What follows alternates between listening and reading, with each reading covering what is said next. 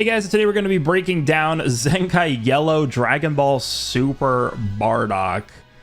Probably one of the more questionable Zenkai selections we've seen ever, I would say. I have no idea why they decided to Zenkai this character. If they wanted to Zenkai a yellow character, there are two options that just jump out at me immediately that actually fit the theme of the celebration, which is Z movies. First one is the Cooler movie Goku. Super Saiyan Goku from the Cooler's Revenge movie. I feel like that would have been a really good choice here. And then obviously Yellow Turles is like a given. They decided to go out of the theme to Zenkai this guy. I don't really understand. So anyway, let's take a look and see what he is going to do here. Here are his stats.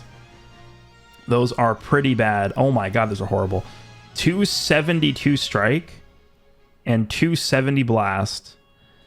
I guess he has a decent... I mean, he is a defense type. 192,000 strike defense, 190,000 blast defense. Sure. All right, so I do have his kit pulled up on the screen here so I can compare what he's doing now. Normal strike and blast. Blue card is Final Spirit Cannon. This does major. They didn't even buff it to massive. Major impact damage. And then on hit, he is going to give 15 to special move arts cost for 30 counts. That's the same. And then minus 30% to health restoration for 30 counts. That is new. The green card. So this actually now gives ki. This didn't used to give ki. 35 ki. Healing by 10% is new. Cancels on attribute downgrades of normal conditions is the same. And then 20% damage inflicted by allies for 15 counts. Okay, that actually is different. It used to just give him damage. Now this is actually supporting the team. 20% damage by allies for 15. Okay. Still not great. Main ability. Let's see. Draws a special move arts card next. Restores ki by 50 and health restoration by 20%. Yeah, the healing is new, and that goes from 30 ki to 50 ki. 40% damage inflicted for 30 counts. That is now uncancelable. And then here is the thing that I think can potentially make him at least usable is inflicts all enemies with no switching for 3 counts. And the reason why that is good is because at the very least, you have a tool that will allow you to Rising Rush Super Saiyan 4 Gogeta. That is, I think, the entire reason why they gave him this. This is a really powerful effect, right? People are going to look at this and they're going to be like, oh my god, it's only for 3 counts. But yes, it is only for 3 counts, but that's all you need to lock and rush a character. Right, it doesn't necessarily have to be Super Saiyan 4 Gogeta. You can lock and rush a lot of characters. Now, granted, it's really tough to do that now when a lot of characters having indestructible and endurance and stuff like that. But you can make some good use. Like you could lock and rush Evil Boo. That could be a really good one. So this is this is not a nothing ability here. Although I would be very, very hard pressed. Probably. I mean, we'll take a look at what he's doing after this, but probably other than this one thing, he's probably not doing very much. So yeah. This is why I think this character is a terrible choice for a Zenkai here, is he's only buffing 38% to strike for Saiyans. He doesn't even buff movies with his Z ability. We know he already buffs movies yellow. So it's like, what is, like, I don't know, man. It's just a horrible selection for a Zenkai. First unique ability, applies the following effects to self when the character enters the battlefield. There is a defeated battle member. 60% strike damage inflicted. Minus 10 to special arts cost. Effect resets if the character switches. Nullifies buff effect. Nullifies enemy special actions. Enemy cover. So he gets cover null and he gets card destruction effects nullification. When he enters the battlefield, there's a defeated battle member. Sure.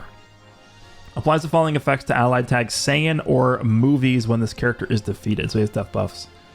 20% health and 25% damage inflicted and 30% to ki recovery. Okay, so his death buffs used to be 20% health and 25% damage inflicted, but they used to be cancelable. So now they're uncancelable, and he's also picking up ki recovery. Sure, I guess. Okay, so he gets 90% damage, 45% special move damage, reduces damage received by 40%. Yeah, that's it, right? He doesn't get, unless later down the line he's going to get more damage reduction somewhere. Minus 5 to special move arts cost. Oh, here we go. Reduce damage received by 20% until combo ends when changing cover. Ugh. Oh, what is this, 2020? 30% special move damage inflicted when activated. Okay, so I mean, his blue card is actually probably going to be hitting pretty hard. He gets 45% blue card damage here and 30% here. Assuming he cover changes. Applies the following effects to self when this character enters the battlefield. Draws a card, 20 key, and 50% damage. Okay. Following effects occur when enemy gains 7 Dragon Balls while this character is not defeated. That's an interesting ability. I haven't even read what it does yet, but that... Okay. Increases own arch card draw speed by 1 level. He doesn't have card draw speed inherently, right? Yeah. -5 to own arts costs. Applies attribute upgrade. Shortens sub count by 2 to self. Restores allied tags Saiyan or episode Sagos in the movie's health by 10%. Applies the following effects to self when enemy activates an ultimate, awakened, or rising rush. Restores health by 15%, shortens sub count by 5. Why? So we could die? So we could die and just get the death buffs off, I guess. This is interesting. I feel like this is something they could definitely put on a new summonable character moving forward.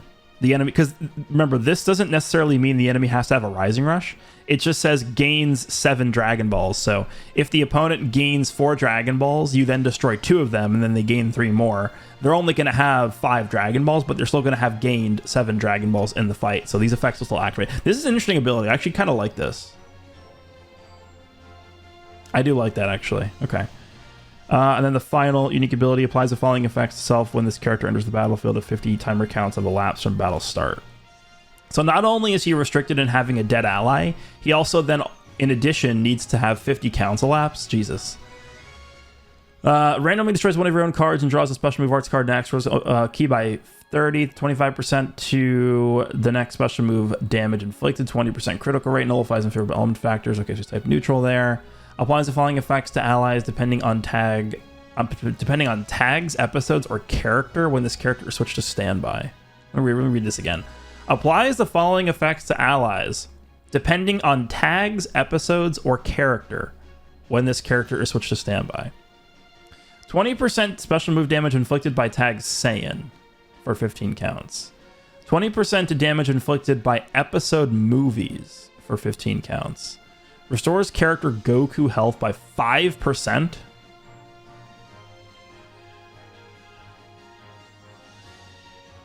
Okay. So if you are a Saiyan from movies, you get 20% blue card damage and just damage. Sure. 5%, right? Healing to Goku? It should have been 10, at least. Yeah, again, still, the only thing I'm really looking at here that makes me go, you know, maybe, is the no switching on main. Because you just, again, you just pair that up with a rush. And that's really where I see the value of this character coming into play here. Other than that, I don't know what purpose this serves, because he's not even a good bench. Like, I don't know. It makes no sense. And he doesn't fit the theme of the celebration. I don't know. All right. Let's take a look at some equipment, I guess. Archive. All right, so did see that we got a few things here. Here's the new co-op equipment. So this is movies and Saiyan. I thought they were going to give us a co-op equipment for the Crusher Corps characters, but I guess not. 10% health. Base strike defense 10%, and then 12% to pure strike defense if a battle member other than this character is both Saiyan and movies. And then slot 3 is blast attack 15% and pure blast 15%. Base and pure blast 15%. If a Saiyan movies character, yeah, this is good. This is actually, yeah, obviously designed for Goku. Movies, Saiyans. So you want to put this on a movie Saiyan who is more blast oriented. So like Goku and Piccolo would actually really like this equip too, huh? Yeah, obviously this is designed for Goku. This is a very strong equipment. I like this a lot. Okay, nice co-op equip there.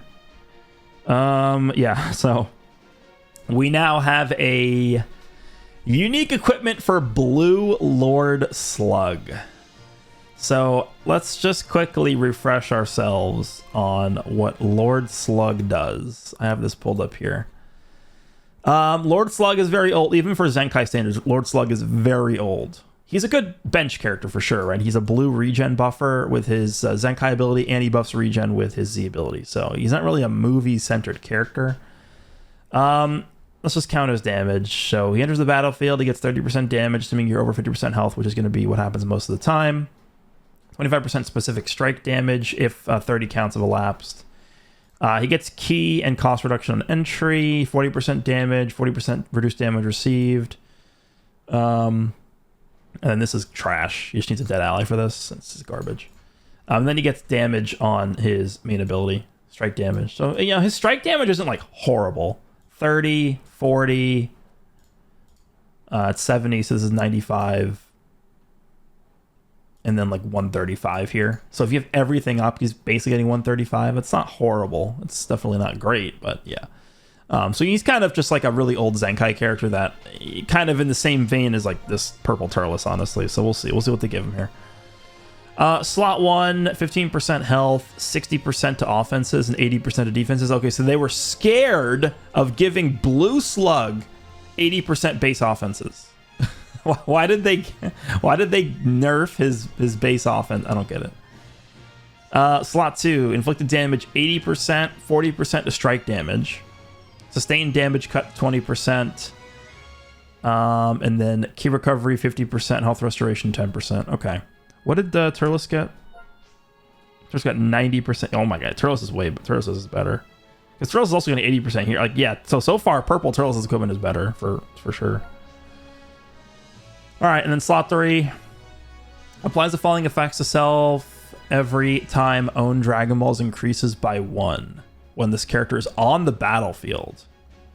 Randomly draws at most 2 new cards and you throw fewer cards. Restores health by 10%. Restores ki by 50. Nullifies enemy special actions activate when changing cover. You gain a Dragon Ball. The reason why that's worded like that, let me see if I can actually pull up Slug here. Where is Slug? So they're trying to synergize that effect with this Psycho Pull. This green card actually is good. I do like this a lot. The reason why it has that effect on there is because this has a 50% chance to take your opponent's Dragon Ball. Basically just to steal your opponent's Dragon Ball. This is essentially a long-range priority green card.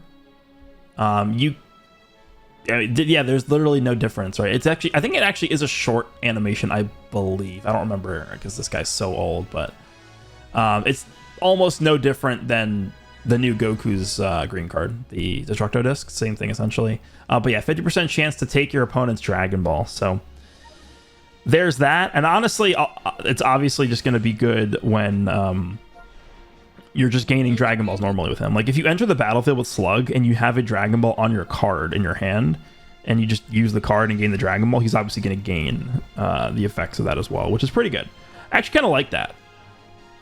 So let's just say you enter the battlefield with a card that has a Dragon Ball on it. You're going to basically draw a full hand of cards, get 50 ki, heal 10%, and then 5 counts of cover null. That's not bad. And then if you have multiple cards in your hand that have Dragon Balls on them, you'll be able to do this multiple times. Huh. Kind of interesting.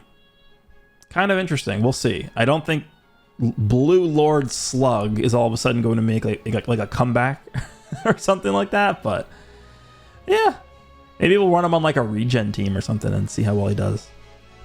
All right, and then I think we should have an awakened equipment because I think rush resets. Yes, okay, so they're giving this one, huh?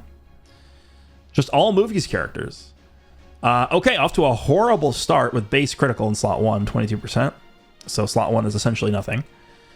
Slot 2, 25% to base strike, and then slot 3 is 12% to base strike, 12% special move damage, and then 12% to health restoration. Yeah, this is pretty bad. I don't know what they were thinking here. I mean, 37% strike is solid.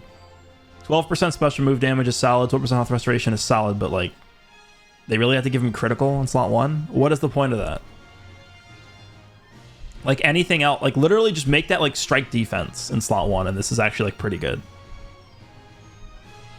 I would just call this mediocre. I don't. There is no reason for you to go out of your way and spend your resources trying to get this. There are 500 better equips than this in the game, so yeah, just don't bother with this. All right, well anyway, that is going to be this week's update. The last thing I'll just mention quickly is, so it is now September 25th and normal reset time on Wednesday. So this month ends on Monday the 30th. That is the final day of the month. Typically what they do is, this game likes to release banners on the final day of the month. I think there is a solid chance that we could see an Ultra come out in like 5 days. I think on Monday, September 30th, there is a very high chance we could see them drop an Ultra character. We've seen this many times before where the final day of the month ends up being like on a Saturday or ends up being on like a Thursday, and they actually do just line up whatever the character release is going to be with that day, that whatever the last day of the month ends up being, whether it's on reset day or not. So I think there's a very significant chance that they could actually end up dropping an Ultra character on the 30th. I would find it very highly unlikely that they drop a third LF character in this celebration instead of just dropping an Ultra. I think they're going to end with an Ultra here. You know, a lot of things point to Turles. I think they could fake us out and go for a different movie. I know they said there's only going to be 3 movies in the celebration, but they could very easily just be like, oh, we lied. Here's the 4th movie, right? I mean, it's not out of the question. But I think if they're going to give us an Ultra on the 30th, they kind of just did a reveal and stuff. I don't know if they're going to do another one. But if they do another reveal and stuff for the 30th, I think we could see an announcement either tomorrow or the day after tomorrow. Or they could simply just do a reveal on social media, in which case we would see the teaser for the social media reveal the day before on the 29th, which is Sunday. So we will see what they do. Let me know down below what you guys think of this week's update. Honestly, mostly nothing, but you know, Slug maybe could do some stuff. We'll see. I hope you guys enjoyed, and I'll see you all in the next one.